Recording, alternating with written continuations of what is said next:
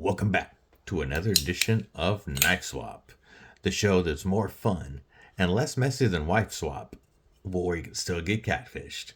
I'm your host, DBD, Disabled But Deadly, and today we're looking at a trade made with the big homie Chris Warris. Shout out to Chris. Had a great visit with him and Mrs. Deadly the other day. And under this cloth is my latest knife swap. You're going to want to see what this is? Stick around.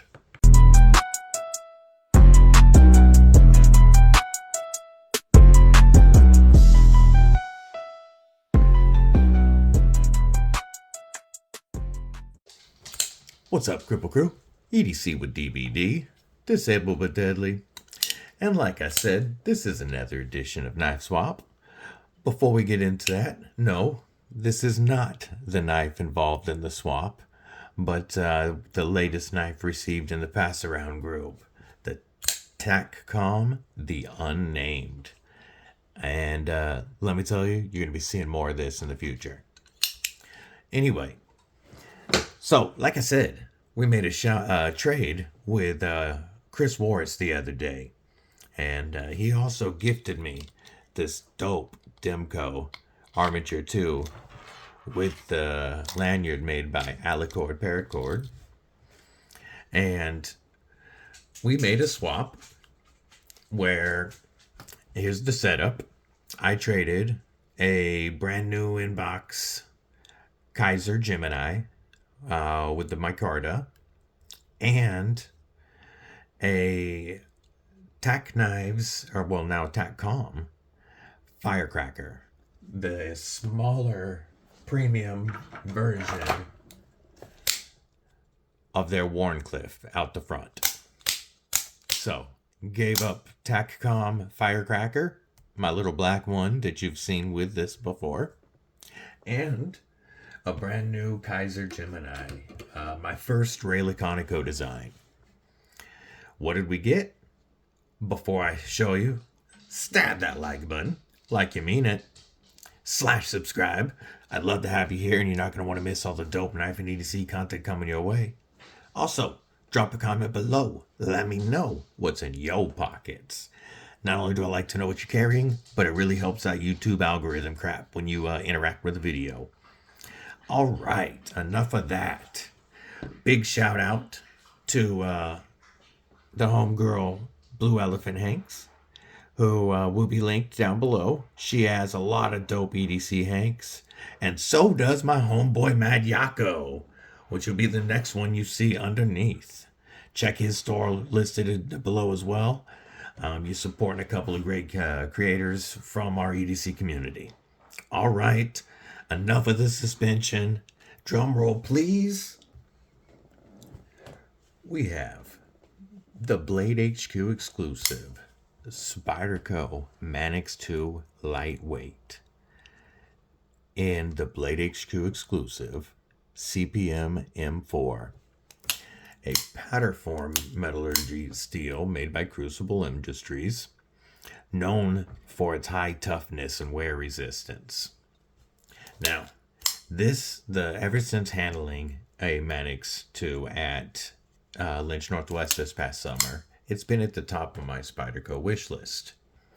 And I was going back and forth between one with a G10 and one with the lightweight until Original Goat put out their aluminum scales for the Manix 2 lightweight.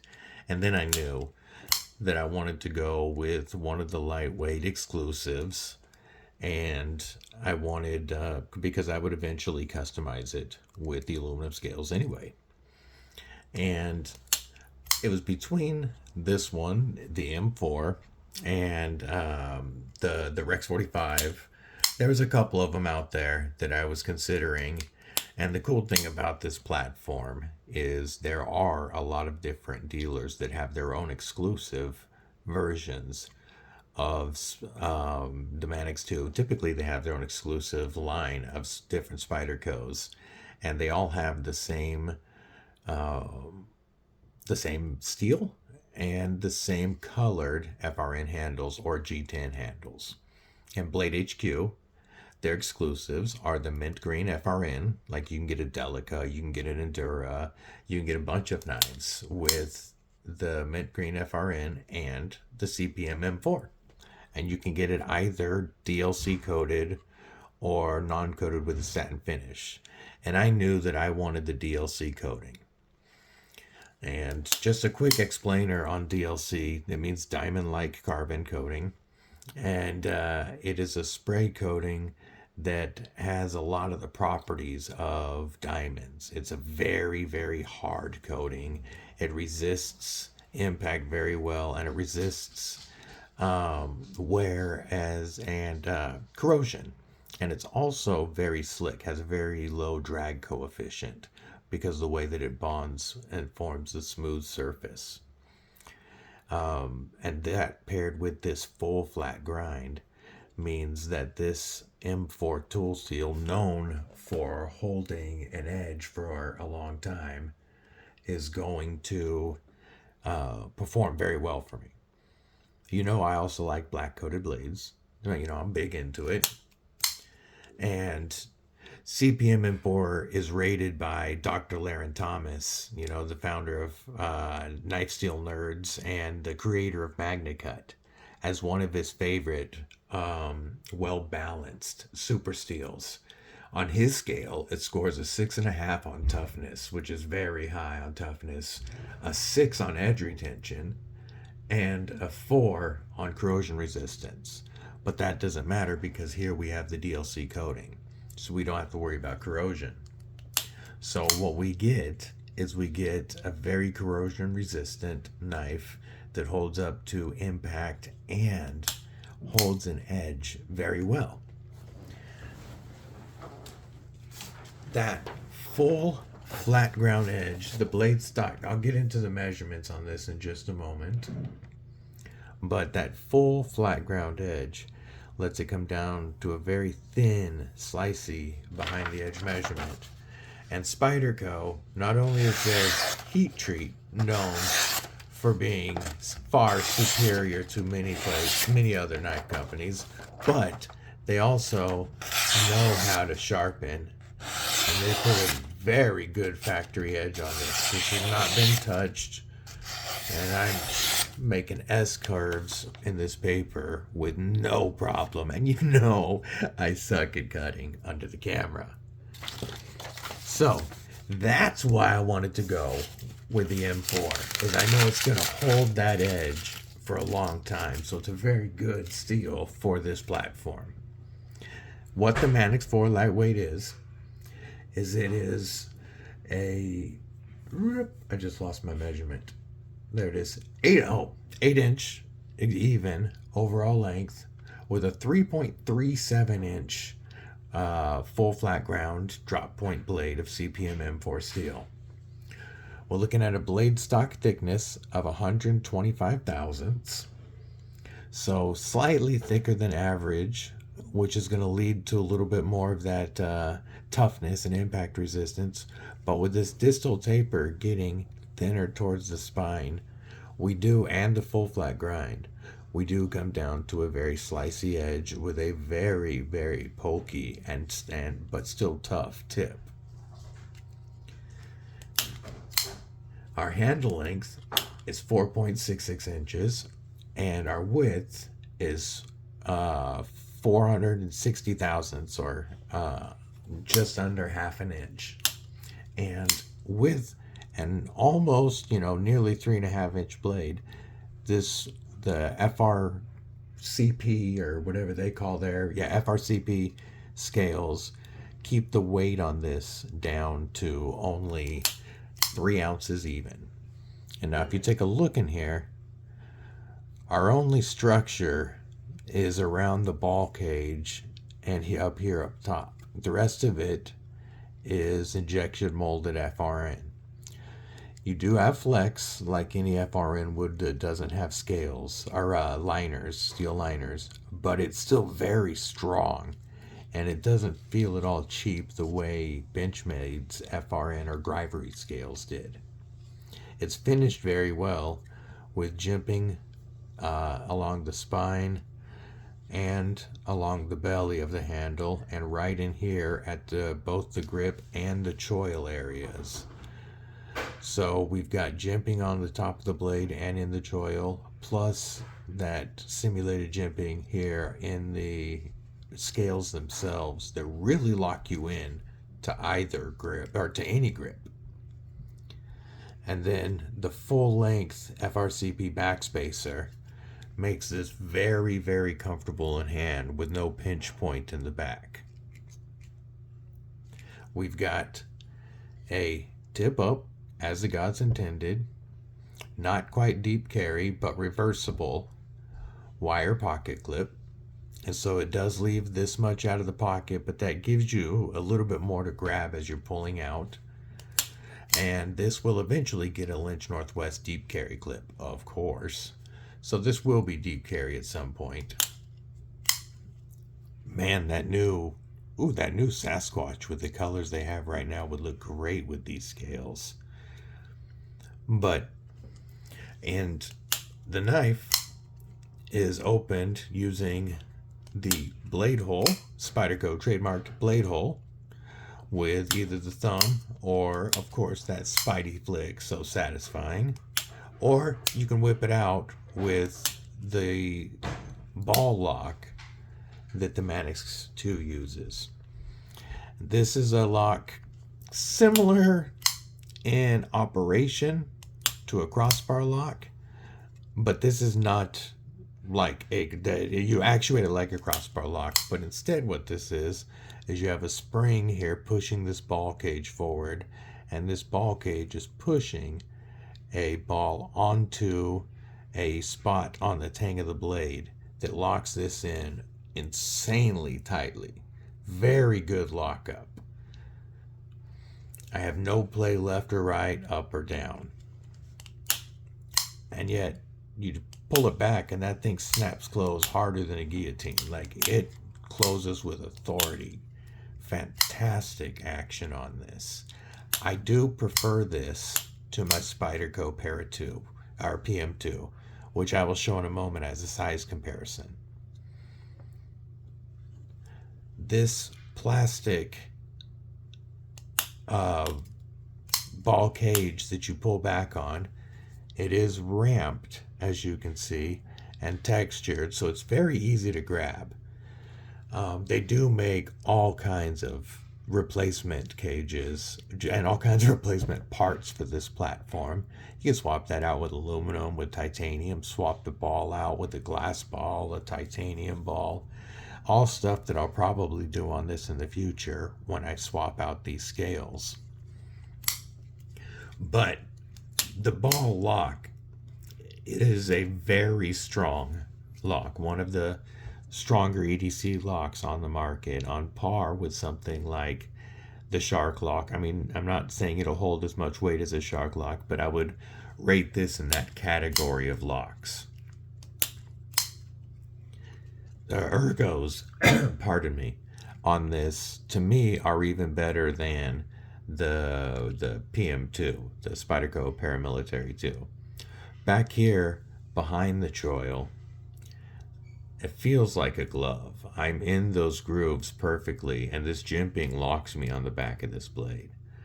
I can definitely thrust, and this is angled like a pistol grip, angled forward along the edge of my, my forearm. It's perfect for thrusting, and I have zero fears that I would slip up on that blade. Also, that tray, that 50-50 choil that Spyderco loves to do, that's half blade and half scale, therefore 50-50 choil, really locks me in up here, and the back of the handle is very comfortable, and I feel, again, locked, like I could thrust with no worries about riding up on that blade. You can turn it around to cut straps if you need to. In the Beef Jerky Avenger grip, I'm locked in. All this jimping on the FRCP scales locks me in tightly. Plus, Spyderco's bidirectional pattern is what they call this on their injector molded handles. Really lock me in, and I can cap off here at the butt. I can also flip it around to Defender, Beef Jerky Defender grip, and I'm just as locked in, and I'm going nowhere near that blade. And with these bi-directional scales and the jimping all around this knife, even if I get some beef jerky juice on the hand, I ain't slipping. Very good beef jerky defender. You know, of course, it's always recommended you defend your beef jerky with a fixed blade, but you use what you have on you. And if I was going to pick an EDC style lock that I would prefer to use over others in that beef jerky defense scenario, it would definitely be the Spyderco ball lock. Now we're going to compare it to some other Spydercos and some other very well-known EDC knives. Here is the PM2, which comes in just slightly longer because of the longer handle on the PM2. Very similar in cutting edge length though. There's pivot to pivot right there. The blades are very similar, and this does have a little, you know, more of a wider blade for you to use. And I do like the actuation of the compression lock, the ball lock, better than the compression lock. Here's another Spyderco to compare it to. We'll go with the Lil Native. This one's a KnifeJoy exclusive in 20 CV. And as you can see, it's, as expected, quite a bit bigger than the Lil Native. Both of these Spydercos are rocking Lynch Northwest deep carry clips, which of course this will get. Let's compare it to another OG in the EDC community, the Demco AD 20.5, and it's going to be a little bit longer in both blade and handle than the Demco AD 20.5. And these with the compression lock would definitely be three of the strongest style of EDC locks that you are going to find on the market. How about a Benchmade bug out? We're going to be a fair amount bigger than a Benchmade bug out, as you can see. Also taller and wider slightly in the handles. One more. We will go with the CJRB Pyrite. And as you can see, you're quite a bit bigger than a Pyrite. How about a premium knife? Actually, we will do one more. We'll do the best budget banger on the market, the Civivi Vision FG, also with a very, very strong lock in the Snex Super Lock. And as you can see, it is slightly longer than the Vision FG, but pretty similar in overall length and blade length. This was another trade with Chris Morris, and I don't know if I've done a knife swap video on this yet, but I need to. Okay. So the ergos on this with these bidirectional scales are already great, but I know it's going to feel much more premium and much less plasticky when I get the aluminum scales. The nice thing with so much customizing that you can do with this, you can also swap out all the hardware to titanium hardware, you know, and the color of your choosing. And so this is going to be one of my forever knives. Not only because it is one of my grails, but because of who I got it from. And so this is going to get the full treatment eventually. But as it sits, it's going to get quite a bit of pocket time. It hasn't left my main pocket since I got it last Friday from him. And so this is going to get a lot of pocket time. And I'm going to do a much more in-depth review on this knife and on the blade, on DLC coding, and relative HRC measurements and all that information. If you're interested in that video, please let me know down in the comments below. That one's going to take me a little while, and I'm sure it'll get kind of long-winded, so I'll have to edit it a bit. If you want me to do a real in-depth dive into the M4 and compare it to some of the other super steels and DLC coating, let me know. But you're still going to get a review, in my opinion, on this after, some overall carry time. But already, I love the ergos on it. Very similar to a PM2, but more hand filling, either back here or up here. And the angle is just, it just feels slightly more comfortable to me than the angle on a PM2. This is another awesome knife. This is S45VN with DLC coating. And it's holding up very well. The marks that you do see normally on DLC are actually leftover marks from whatever material has rubbed against it, because the DLC is so tough that it'll scrape off that material. And if you use something like WD-40 to clean it and then oil it, or a magic eraser, it'll take off almost all the marks that you see on any of your DLC blades. Normally it's not scratches on the blades themselves. So I'm looking forward to see how this ages with me. It has surpassed the PM2 as my favorite Spyderco platform so far. This is still one of my top 5 most cherished knives of all time right here in my PM2, and I love what I've done with the Ultim and the Lynch Northwest Deep Carry Clip. But as an overall EDC platform, I think I prefer the M4. Again, that's after one weekend. So we'll see what I think after I've had it for a while longer. But I'd like to know your thoughts on the M4, or on the Manix 2, lightweight and the regular platform. Do you own either, and how do you like it compared to other Spyderco platforms? While I was meeting with Chris, I also got to handle the Sage 5 in Rex 121.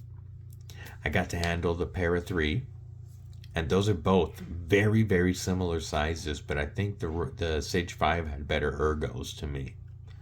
Also, I got to handle the Shaman in CTS XHP. That one always tongue-ties me. And that was one of the most comfortable knives I've ever held in my life. So, I'm very excited to grow my Spyderco collection in the future, and we'll see where the Manix 2 ranks in my, favorite platforms from Spyderco as my collection grows.